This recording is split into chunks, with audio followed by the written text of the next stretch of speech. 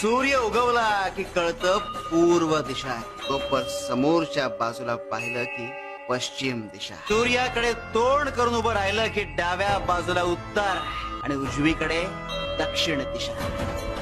म्हणून तुला सूर्य बनायचं आहे. वैभवाचा अहंकार न बाळगता त्याचा विनियोग करण्याची चिंता ज्याला असते तो खऱ्या अर्थानं श्रीमंत असतो. तुला सगळ्या प्रश्नांची उत्तर मिळतील. चुकीच्या मार्गाने पैसे कमवायला गेला तर त्याला फाटे फुटणार. गपापाचा माल गपापा होणार. संसाराच्या भानगडीत अडकलायस फार. अरे मार्ग त्याने आखून दिलाय. तू पावलं टाकत राहा, मार्ग आपोआप सापडत जाईल. एक लक्षात ठेव, प्रपंच करा पण त्यात अडकून पडू नका.